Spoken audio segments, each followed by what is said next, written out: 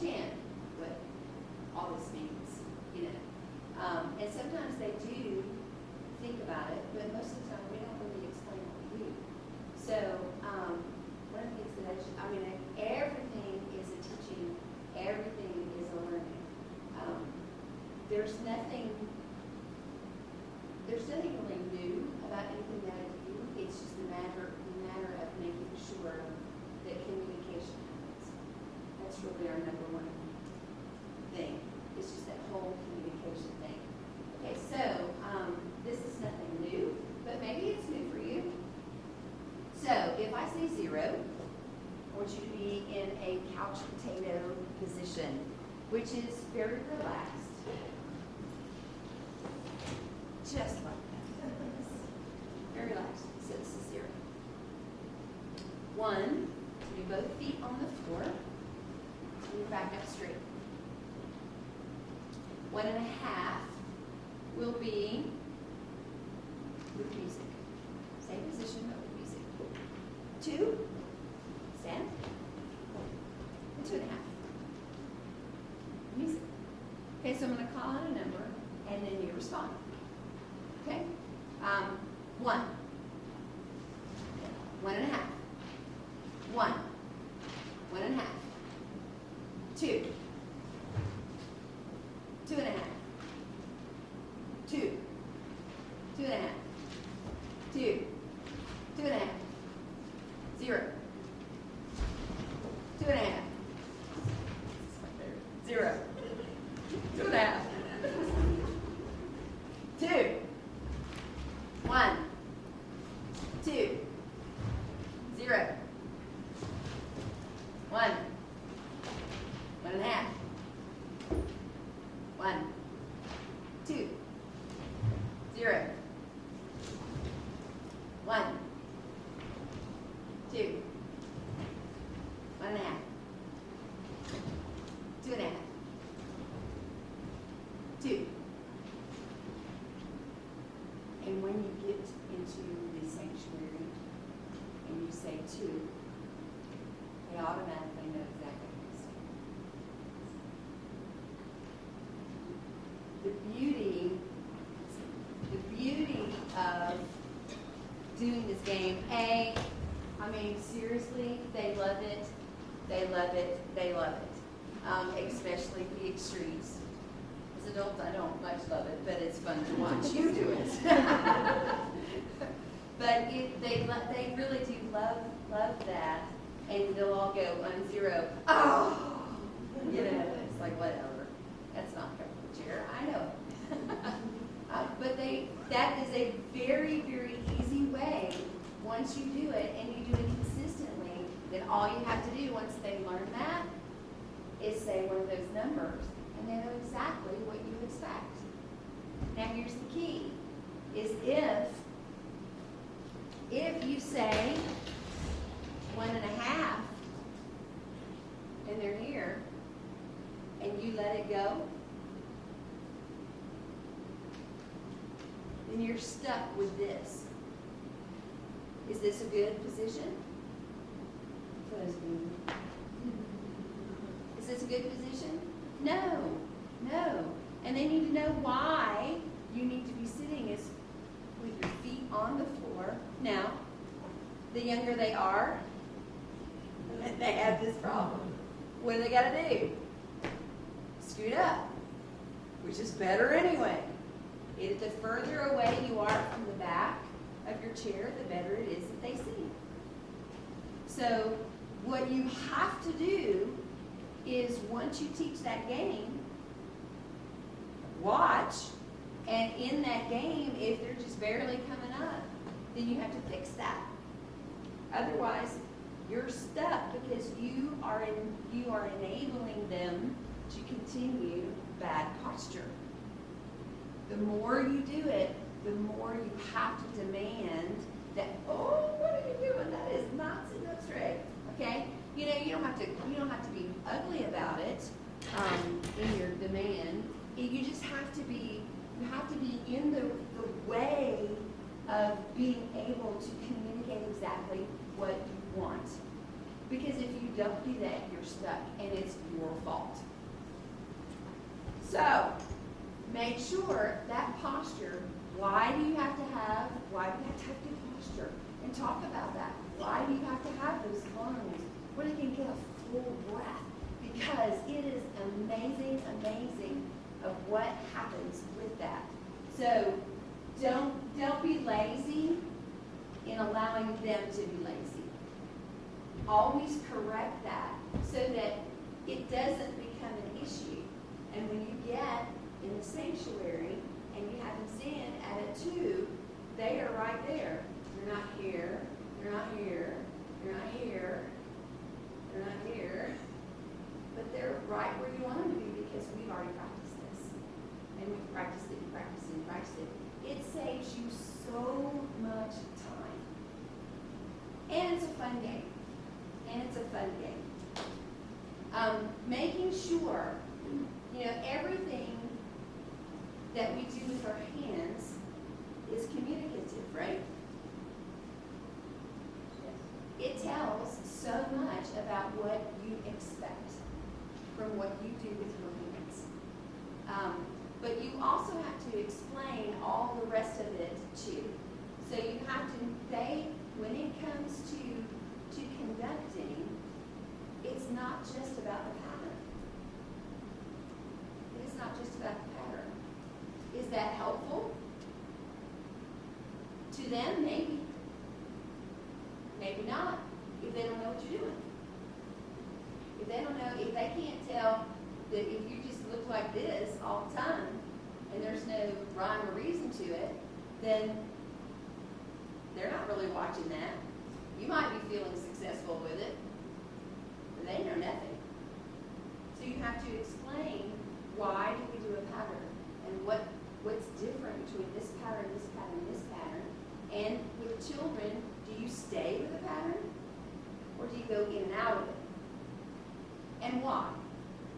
So all of those things when it comes to conducting, it is about getting the most when you are the conductor. What are you doing to engage your choir? What are you doing to make your choir look at you? What are you doing to enable all the factors that you have to have to complete that song when it's not just about what you do with your hands? We think conducting is just a 4 pattern or 3 pattern or 2 pattern, but it's also what you do with your body, what you do with your face, what are you doing with are you looking at everybody and making sure that they're looking back at you? Are you into the music because you are a reflection of what you want them to be? Because what are we doing to these children? Training. So if you are here and you want them to smile, why? But if you're here, he's coming. God is watching. You can't lose.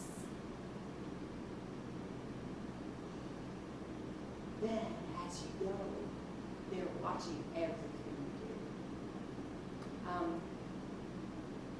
Who is the pattern for?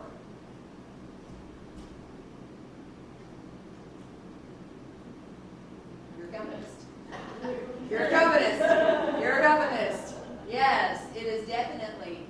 As long children don't care if you're doing this, you're doing this, you're doing this. They don't care as long as they see your face.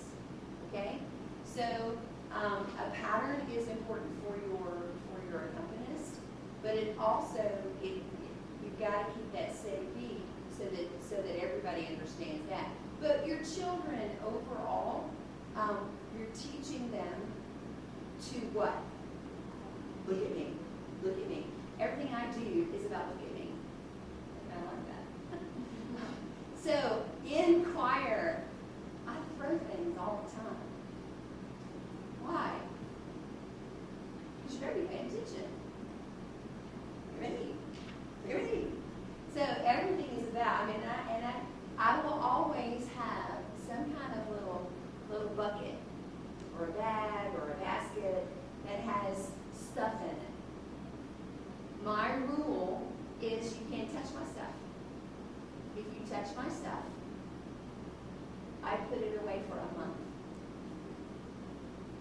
tell the kids?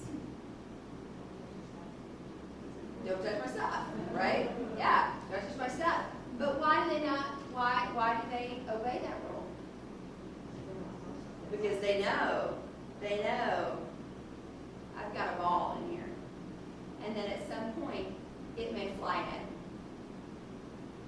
They know that. But it also has things that will help me do the things that I need to do. This is the best thing ever. Because I spank, no.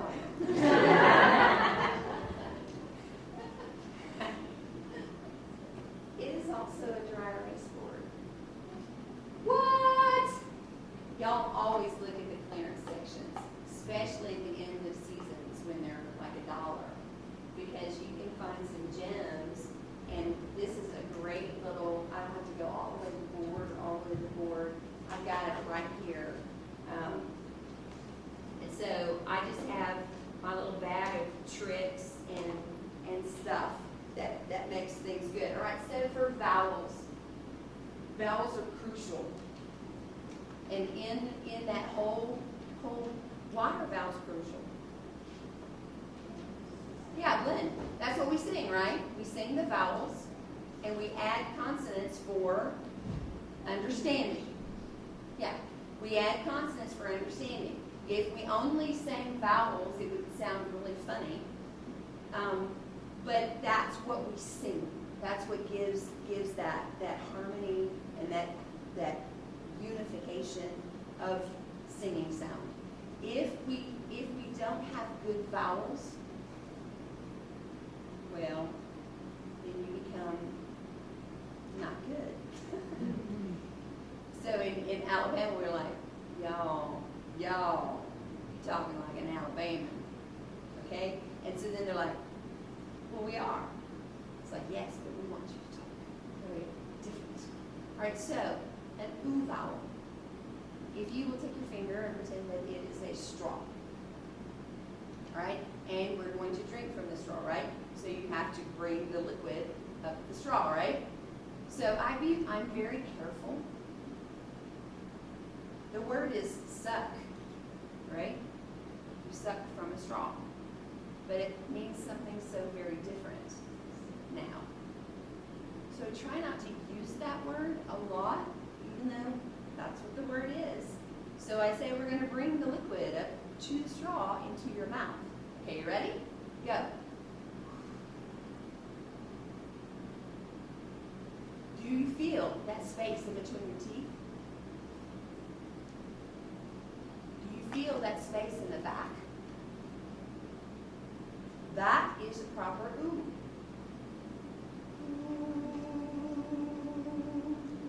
Sing.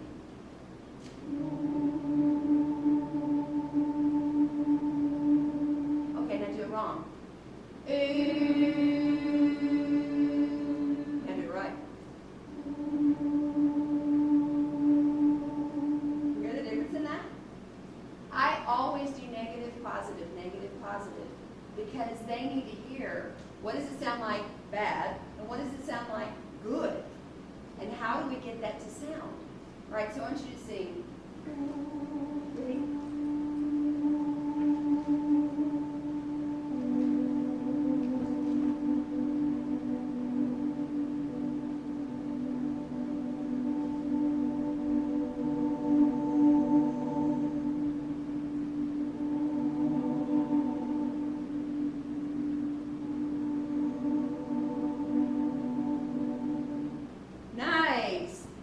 So I didn't have to tell you what I wanted, but you followed. But if they didn't follow, what do you need to do? What does this mean? Oh, it means to get louder. What does this mean? To get softer. So if they don't respond to you, that means they don't know what you're doing. You're just up there. Okay? So you teach as you get them to do something. That helps them to see what it is that you're wanting from them. Okay? So that ooh is very important. If you can feel that difference, they can feel it too. So, and then all you have to do once they teach it, then they'll go. And they know exactly what you mean. If you don't ever teach it, they don't know what you mean. So all of that is conducting, okay? If you're wanting an ah, okay? Give me same pitches. Give me an ah.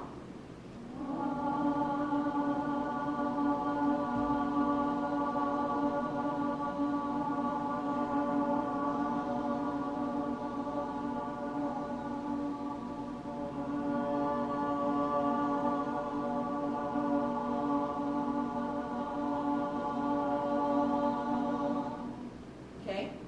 Put your hands right here. And I want you to feel two fingers worth of space in between your teeth. Ready?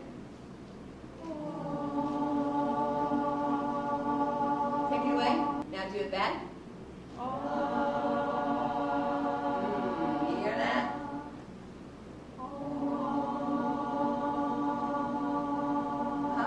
All right, the hardest for me, one of the hardest ones is an E vowel. E.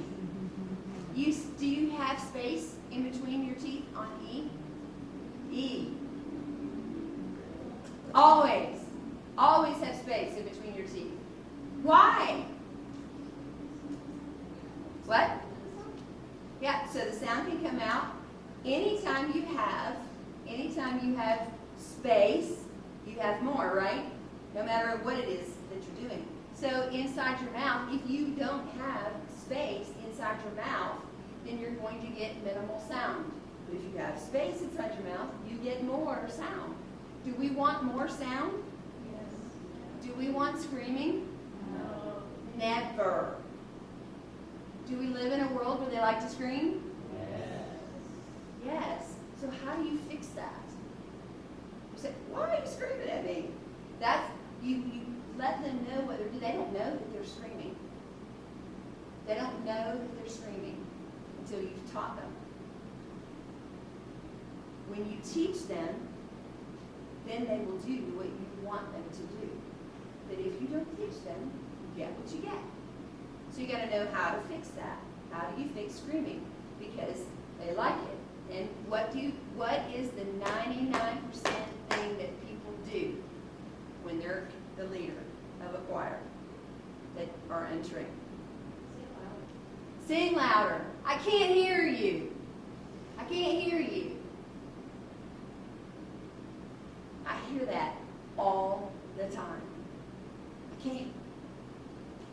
So, as a child, what am I going to do? I'm going to scream. I'm going to get louder. I'm going to go as loud as I possibly can because she's not going to look at me and say, I can't hear you. Okay? Because I was that child. The more that you give them, the more that they got to do. All right, so if you've got an E or an I vowel, what is the difference in your mouth?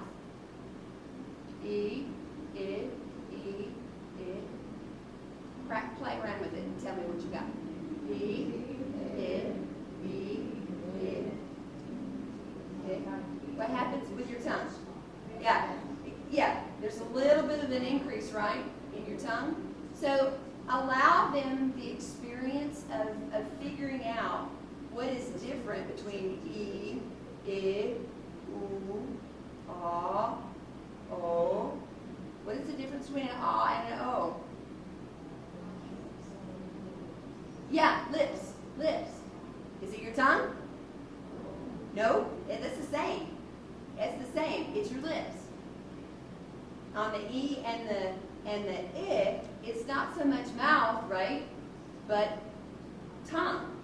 So as long as you keep your tongue in the E vowel, okay, so give me a real east and west E on ah. Ready?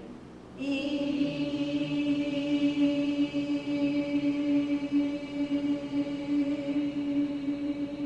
So as long as I keep my tongue the same, I can drop my jaw. Did you hear what happened to the sound?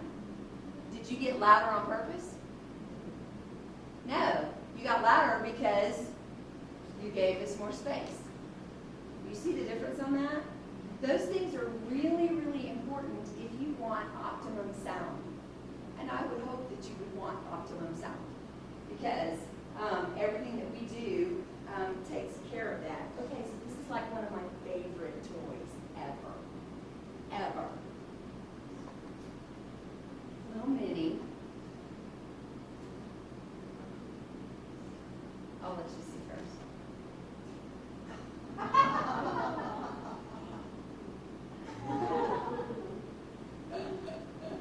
It is like, I mean, to me, the most fascinating thing that this was, I found this in the nursery, and I went, I'm stealing that. I'm so stealing that.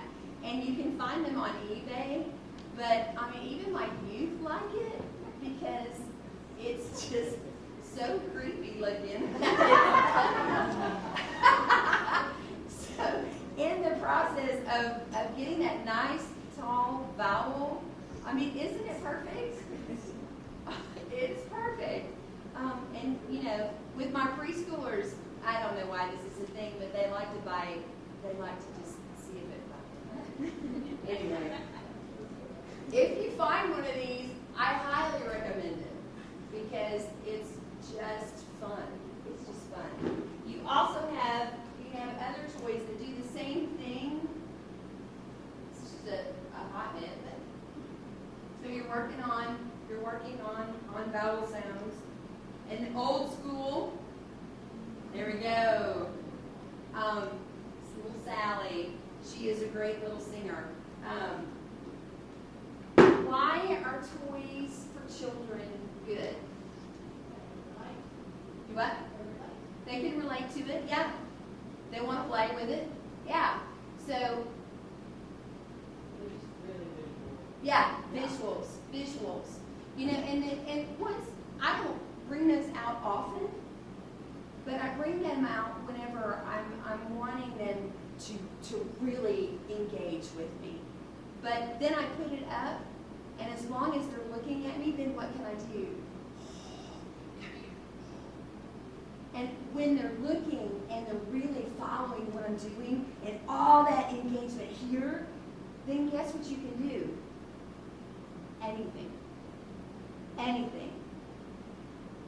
Because what do they want to do? Right? So you have to fight that. You have to fight that. And you know what I say to them is, and most of the time is, do your parents always know where you are when you're in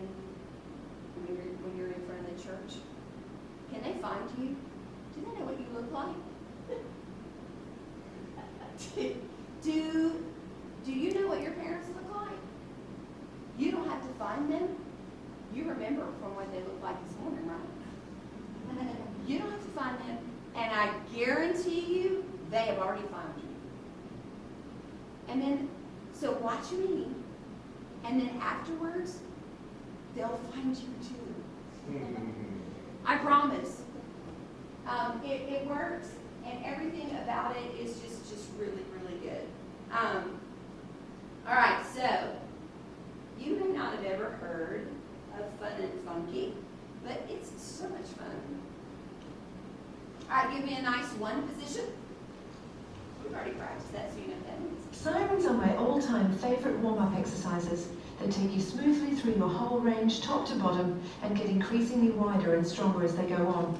They may sound a little strange at first, but they feel great. Only go as high or as low as you can in a comfortable stretch. This first one is a descending lip bubble siren. Let the lips bubble nice and slowly and nice and relaxed. And now it's your turn.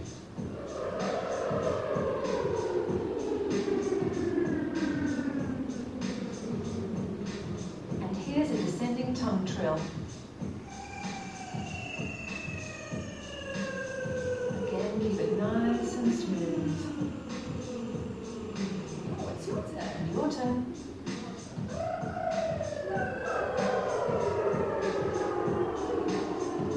And here's a descending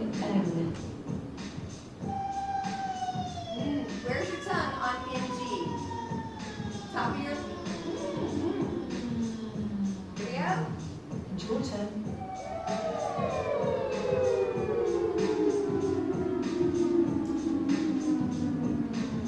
This next one's a full siren hum from bottom to top and back. All right, so there's 12 of them. This one, the next one is my favorite. I'm not going to do all of these. This breathing exercise features the short inhale and long exhale pattern of real singing. It starts with a short, deep sip of air in and a long, controlled This catch breath to the test. Here are 2 13 counts and 2 15 counts. 1, 2, 3, go. 1 and 2 and 3 and 4 and 5 and 6 and 7 and 8 and 9 and 10 and 11 and 12 and 13. Breathe.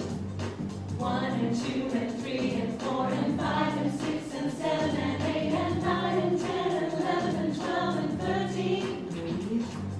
1 and 2 and 3 and 4 and 5 and 6 and 7 and 8 and 9 and 10 and 11 and 12 and 13, 14, 15. Oh, that's 15. 1 and 2 and 3 and 4 and 5 and 6 and 7 and 8 and 9 and 10 and 11 and 12 and 13, 14, 15. All right, so you get the idea. That was really fun. Then the last one we're going to do is the articulators, which is number 7. This one probably is the kids' favorite ones.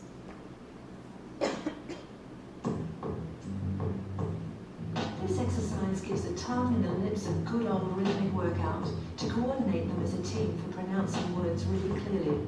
And it goes like this. The tip of the tongue and the teeth and the lips. The tip of the tongue and the teeth and the lips. The tip of the tongue and the teeth and the lips. The tip of the tongue and the teeth and the lips. The tip of the tongue and the teeth and the lips. The tip of the tongue and the teeth and the lips. See? Nice and easy. See? And here it is again. The tip of the tongue and the teeth and the lips. The tip of the tongue and the teeth and the lips. The tip of the tongue and the teeth and the lips. The tip of the tongue and the teeth and the lips. The tip of the tongue and the teeth and the lips. The tip of the tongue and the teeth and the lips. All right, they love that one. That one's fun. You can find that on. There's 4 of them. There's 4 of them. It's called Funky and Fun, and I typically stay with the first one. I bought all 4 of them because I thought they were fun, but some of them won't apply, but a lot of them are really, really good. So if you're interested in that, it's quite fun.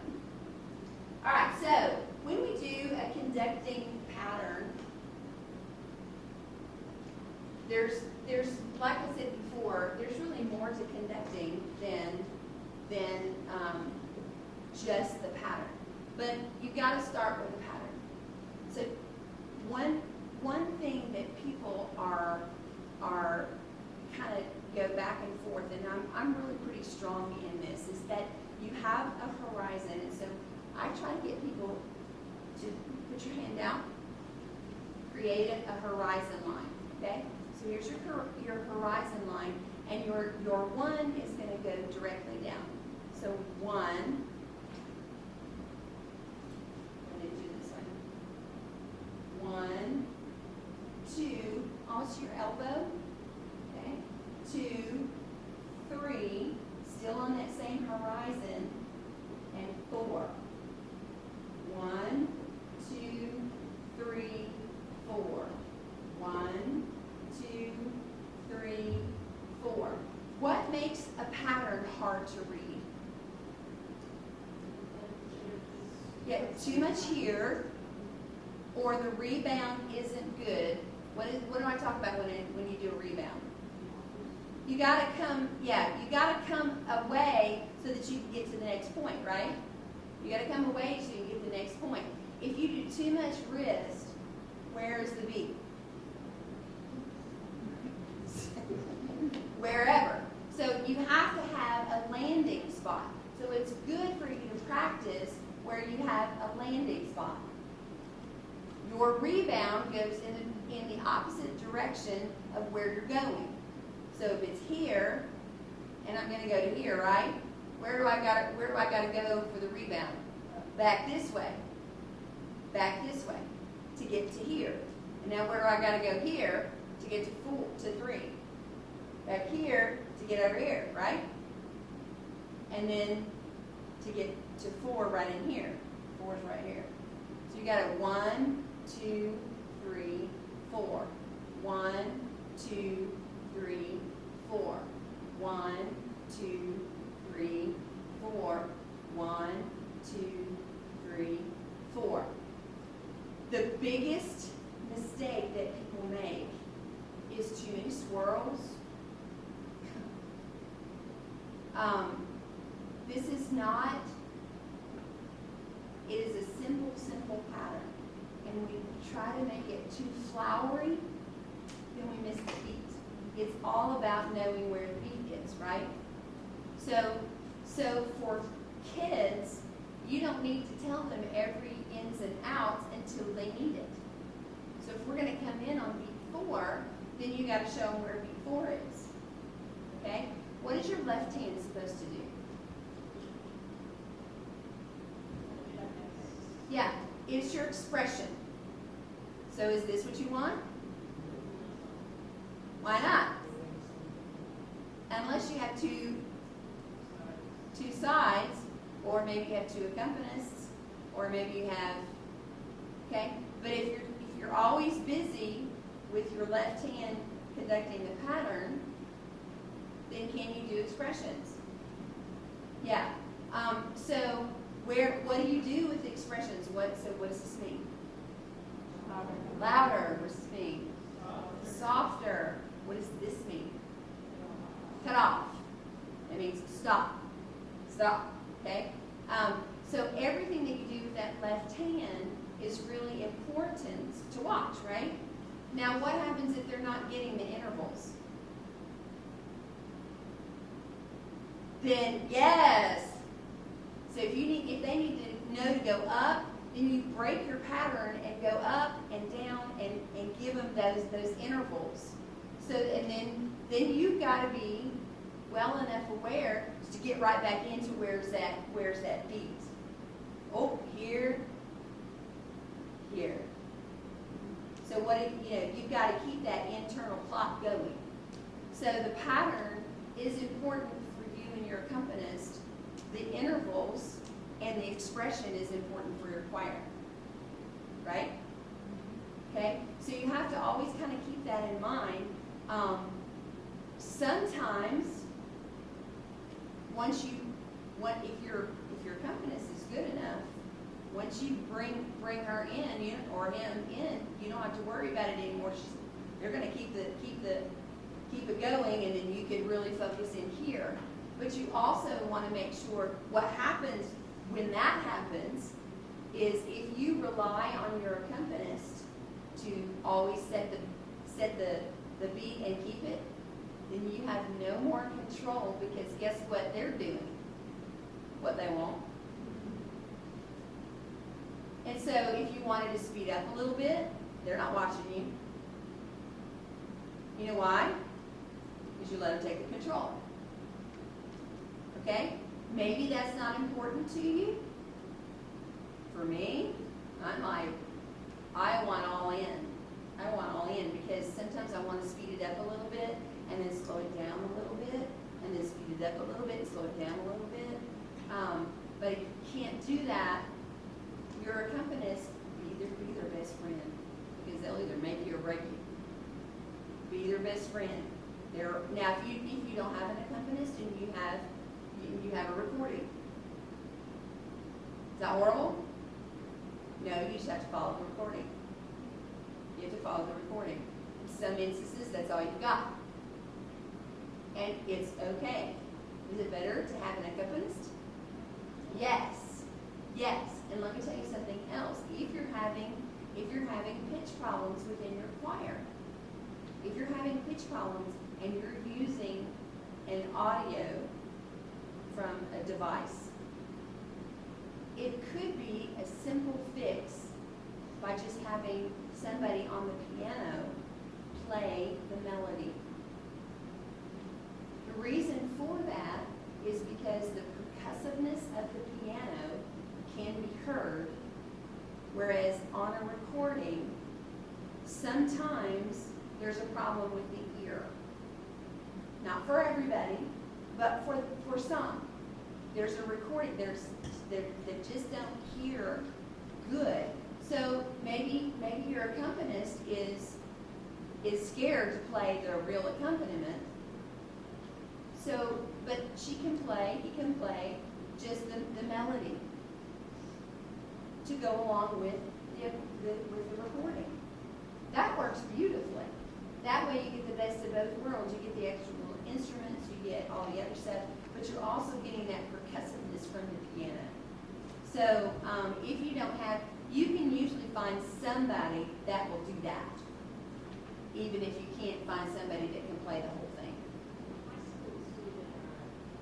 Yes. Yeah. You know, I'm glad you brought that up. One of the things that I'm having. So one of my job is in Alabama. I help the churches, the 3,260 something churches, Baptist churches in Alabama with their music programs. So I get calls about worship leaders. I get calls about accompanists. One of the things that we don't do anymore is if you ask somebody that is a very fine accompanist, when did you start accompanying in church? Most of them will tell you when I was 8, 9, 10. Are we allowing our 8, 9, and 10-year-olds to play in church? So what's going to happen in 15 years, 20 years? If your baseball team never had a game, how long would it be a baseball team? So we have kids in piano lessons. There are kids taking piano lessons, but they never get to play. So they never have a game. So guess what? They never have a goal of something they have to perform for to play. What a help it could be to have one of your piano students, hey, will you learn this melody and play it on the piano when we sing? Hey, can you learn this song and maybe you play it as an accompaniment? And start developing. We've got to get back to letting those kids play in church. There would be a thunderous applause in your senior adult Sunday school classes if a child would come and play. Let them play at the beginning of Sunday school. Wouldn't that be awesome? They would love it, and the kids would walk away feeling like they were Mozart or somebody. You know, it would be. It's really a great thing that we don't think about anymore. We just don't think about it. So that's a real important thing. All right, so we already talked about all this. So once you talked about all the things about watching and doing those kind of things like that, one of the things that's really fun to do once they understand what a score is. So you taught to watch you. Have you taught them how to watch the symbols in the score? So one of the things that a lot of our curriculum has is a student page. Everybody know what a student page is? So a student page is just their part. Lead sheet. But in the curriculum it's called student page. And it's just their part. It's just their part. So what happens when they're only using their part, and then when they get a full score, even if it's the same, we also in the curriculum is also what you would have in your book. Allow maybe the spring semester to give them the full score so they can know how to navigate where they are in a full score. So if you see a bracket, I find this very interesting. A lot of people don't know this. So if you've got your staff, and then right here is a bracket. Does everybody know what that bracket is? What is it? What? Yes, but there's more. This tells you where the choir sings. This bracket tells you where the choir sings. Okay? So then if you have this, usually it's here too. What is this one? That bracket. What?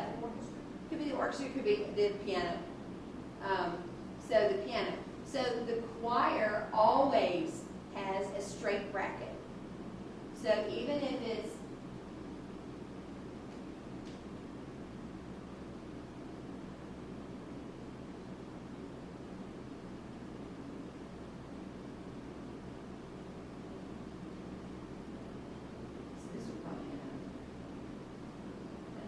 too. Why does it have that little line? What? Yeah. So the thing is that line connects all the stat. That's the bar line, and you'll see it multiple places. That thin line is the bar line, and that tells you got to go all the way across. Okay, and then when you have the down here you have this bracket. That tells you where the accompanist is, and then all of these are connected too. Have you ever seen that? Okay, look at your music because all of it has that. Why do your children need to know that? Why do you need to know that? So you can know where to go. Otherwise, this is what you see. This is what you see.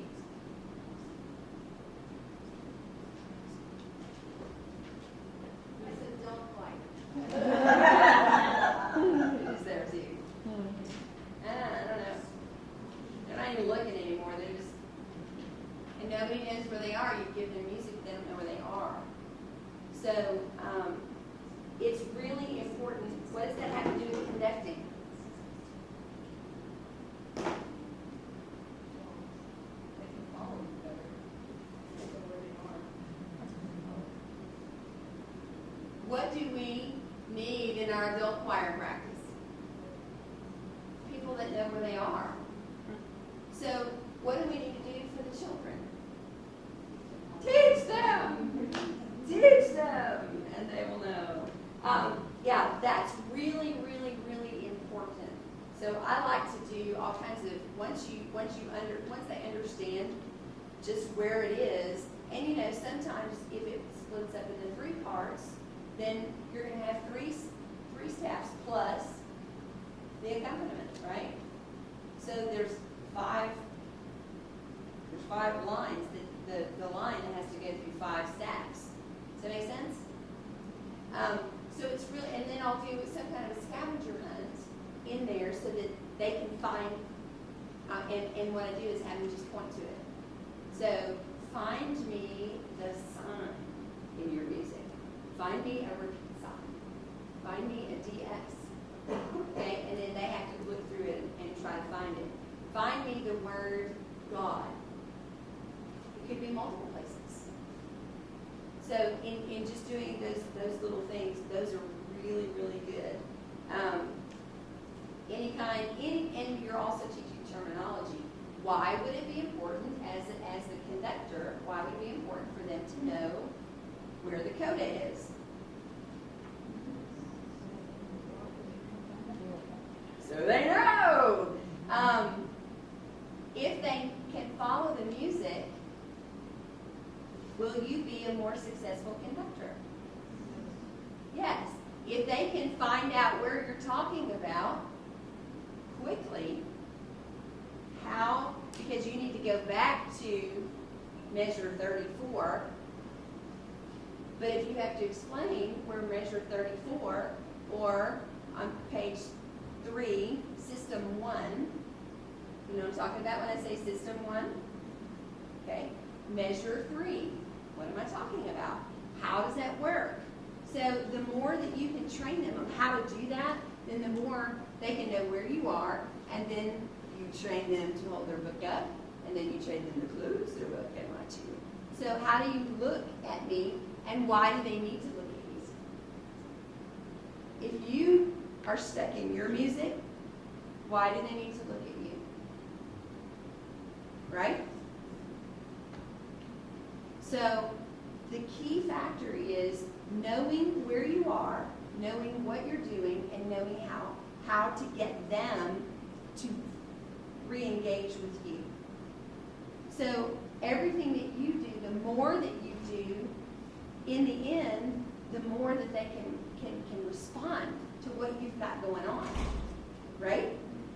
Okay, so that requires a little bit of work, but not an overarching amount of work.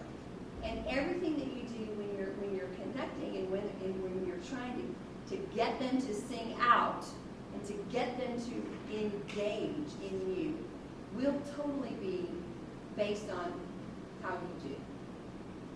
They will reflect you. They will reflect you. And if you don't teach them to watch you, and why do they need to watch you? One of my favorite things to do, okay, we're going to sing Jesus Loves Me. Ready, go. Jesus loves me, this I know.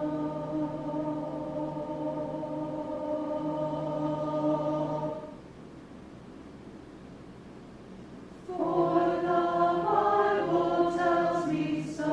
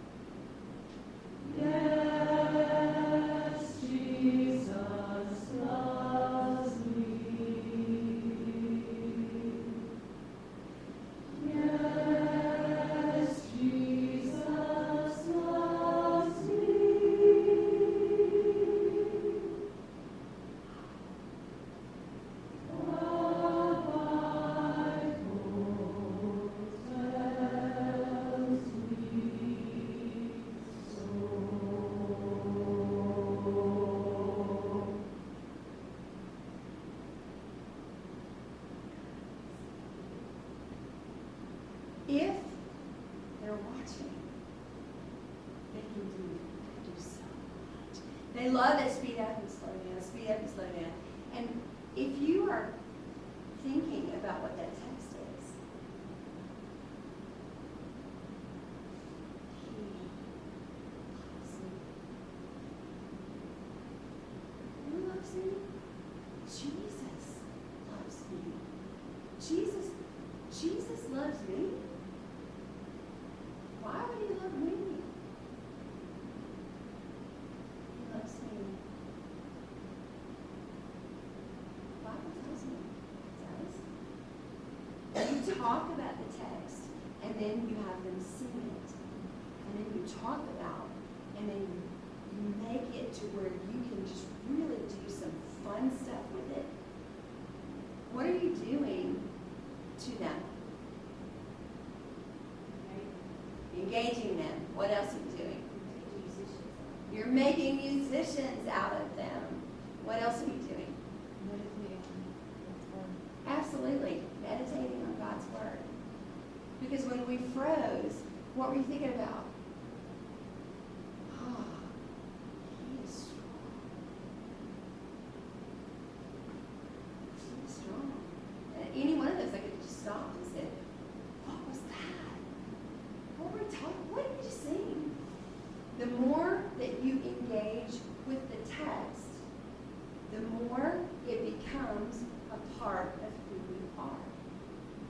How many songs can I just think of a rhythm and for whatever reason, you hear a rhythm and it reminds you of a song? Or you hear a word and it reminds you of a song? Or you hear Let go. Song. Because music is powerful. Deuteronomy 32 says, God told Moses, write down this song. Composer. Then teach it to the Israelites. Because when they detest me and they turn away from me,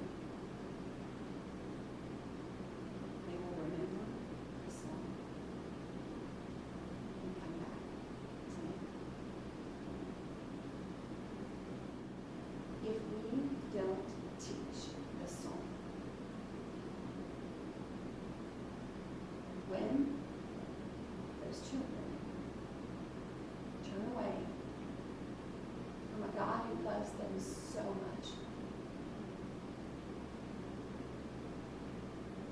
what are they going to return to?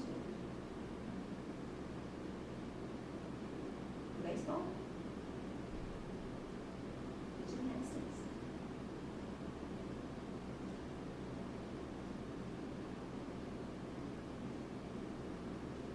We have been given, you have been given the word from God to teach the song. Don't take that lightly. You've been given the command by God to teach the song so that when they turn away, what a God to give us a tool when he already knows we're going to detest him, and he already knows we're going to turn away from him. He's given us a tool so that when we remember it, so God gives us a tool to remember, right? When he does that, it's so that when that song floods through that little child's mind that has now become a teenager, or a young adult, or a middle-aged adult, or a senior adult, God will bring that song back so that we can return to him. What a God we serve. He's given us that tool of music. He said, as you go, sing my commands so that you will remember them. Because we know that if you sing it, it'll come back. It'll come back. That's why God created music. Now, Satan knows that too. That what is the first thing that he tries to get you to do? Don't sing the song. Hit the ball. Turn a cartwheel. Singing is stupid. Right? Do you hear? I don't like to sing. Yeah, we hear it. Because Satan is good at his job. So what do you got to do? You better be training these parents. You got to be talking to them. You got to invite them to choir so they can see what you're doing. You got to let them know why the song is important. And that if God tells us over 400 times to sing, it is not a suggestion. It is not preference. It is a tool that he's given us so that we can respond. Music is emotional, right? You can bring a scary movie without music, it's not scary. He gives us all kinds of music so that we can create emotion and so that we can respond with our heart and our soul and our mind and our strength. So as we teach, as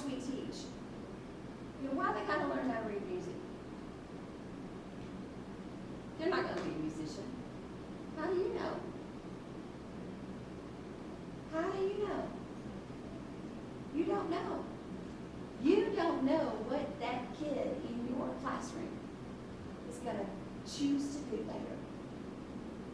And even if they don't choose to be a paid position musician, we worship in the pews, do we not? Can we be a worship leader in a pew? 100%. So one of my kids that grew up in my ministry, she went on the mission field. She wasn't my best singer. She went on the mission field, South Korea. She came back from South Korea and she said, Miss Karen, I gotta tell you, I was able to lead an alto sectional in South Korea. I said, no way. She goes, I know, right? She said, but if I hadn't been in children's choir and youth choir, I would have missed out on that blessing to be able to lead the altos in South Korea. Why do we train? We don't know where they're going to go and where they're going to use those skills. We have no idea. You may have the next amazing person. And then you get to go, I got stories on that kid. We just don't ever know. And sometimes it's the child that, and they're the ones that go, I love this. I love this. I want to do this. So, how important is being a conductor? Because everything you do creates response. And when you create response, then guess what happens to them? Oh, that was awesome.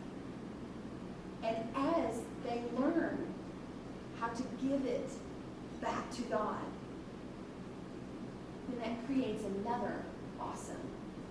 And then as they go, when you experience that amazing singing in that chapel, in that other building, whatever its name is, it's because somebody taught them. Taught you. Somebody invested their life for you, for me, to love how that God uses music to touch my soul. So, as conductors of children, you get the awesome opportunity of training that child to be a worshiper right now and for years to come. Get them involved. Get them motivated. The more animated you are, the more they respond. The more you are all in their face, the more they go, or. But even if they pull back, it shows them. What does it mean to be chosen? As you look in each person's face while they sing, it should evoke God's chosen.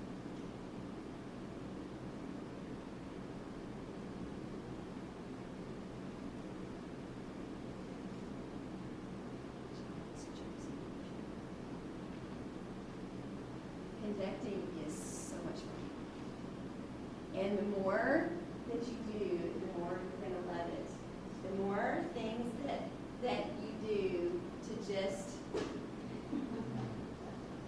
create attention. Now, what happens to the rest of the choir when that happens? That and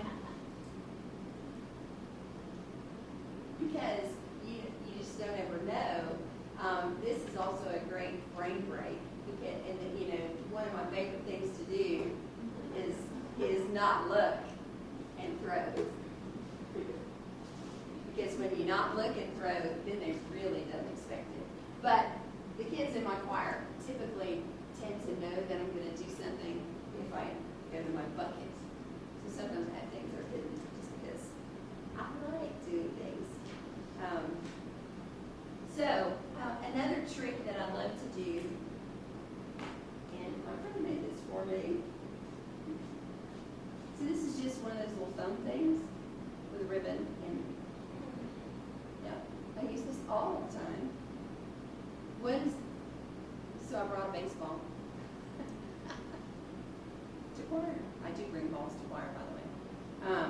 So here's what I want you to do. Give me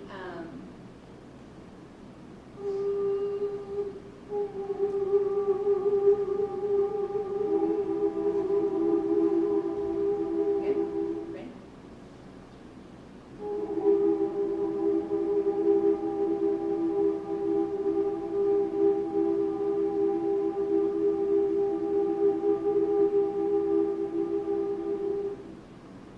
So when it gets to the end, yeah, and y'all were like, hurry up.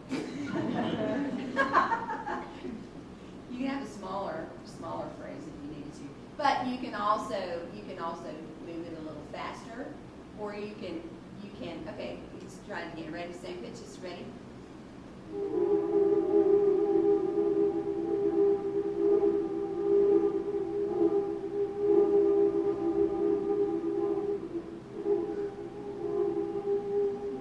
Yeah.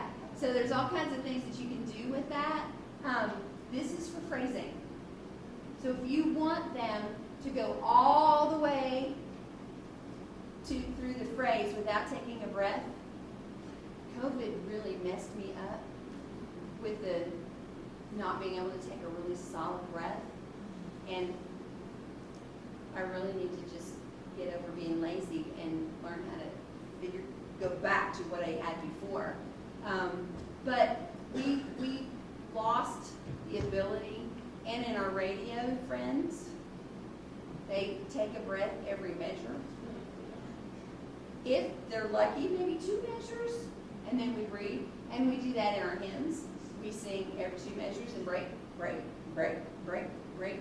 Well, what you're doing is you're training that diaphragm that's all you got. So you want to do things that will require them to breathe a little more. This is just one way. You can do this. You can do this with that. You don't have to have. You can also do that with a scarf. You can do the same thing, just pulling it through, all the way through, till you get to the end, and then go back the other way. Okay, so you can do the same thing with a scarf. You can do, but that is a tool that is really, really, really helpful. Now, and then once you get done with that, how do you do it with your hands? Same thing. And you know, a trick is, okay, everyone put your stuff down. So I want you to go from, put out your hand, and I want you to go from here all the way to the other side. Okay, do it again. Okay, now what I want you to do is I want you to pretend like your hand is in a swimming pool of Jell-O.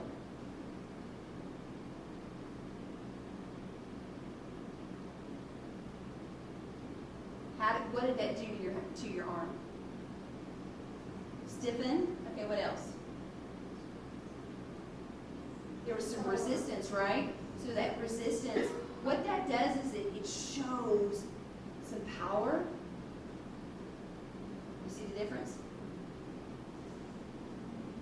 So if I'm going to here, or if I'm going to go, you see a difference? Yeah. So one of the things that helps is for you to think, and you practice this way to where you don't have to think about it anymore, is that there are times that you want to be really fluid, okay? And then there's times that you want to have some power as you conduct, all right? So we talked about a 4 pattern. A 3 pattern is just take it out in 2. So you're going to go 1, 2, 3, 1, 2, 3. Still have your line. 2, 3, 1, 2, 3. 2 pattern is 1, 2, 1, 2.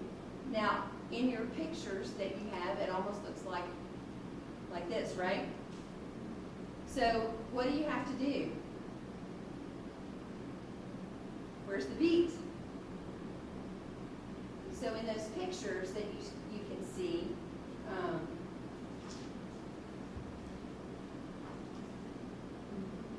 so where is that beat here? You got to show it. You got to do something where it shows where that beat is. Otherwise, how do I know? Right? How do I know? So it's bum, bum. If you will think of it with, I don't even really like this picture. Because if you'll think about it, where that, again, here's 1, 2. 1, 2. Can you see where my beat is? Okay? Just making sure that it's not in the same spot. Why? It's a little confusing. It's not completely confusing. Is it going to kill anything if you do it that way? No. But it's a little more understandable if you go just above it. Okay? So you've got to learn where to pulsate. Where does that go? And it can't be, you got to watch that wrist in what it does, because if it kicks back too much, then I don't know if this is the beat or this is the beat. Does that make sense? So it's got to be 1, 2, 3. 1, 2, 3. 1, 2, 1, 2, 1, 2, 3, 4. Okay? That's just something that what you have to do is what I learned in seminary is right here in front of one of these little recorders. And then you watch it, painfully watch it, and see if you can sing to what you just conducted. It's painful until you learn how to do that. And once your camera is your best friend on your phone, if you will use it. If you will use it. And critically look at yourself and say, okay, what did I do with my hand? Then, that's first. What am I doing with my hand? Then going through, okay, I've got 5 minutes. Then going through what is going on with my body. Do you conduct only with your hands? No. It should come from the bottom of your feet all the way to the top of your hand. It is an all-inclusive experience. And being able to go in and out of the beat to the pitch levels where they're struggling, and then back into the beat. Okay? So, teaching as you go and making sure that everything fits together, but also making sure they understand and your face is right there in with them. I move all over the place. If you put me on a little box, it makes me nervous. And I'm like, I can't do this box thing because I feel like I'm gonna fall off. Because I'm like here and here and over here and up. Make sure that as a conductor too, I just gotta re-emphasize this. Text is everything. If you are picking out your music and you're not using qualified curriculum, you have got to look at the text and make sure it fits. You also have to look at the range and make sure that it fits, that it's not too low and it's not too high, that it fits within that. If it's too low, what you gonna have? Belty, screamy kids.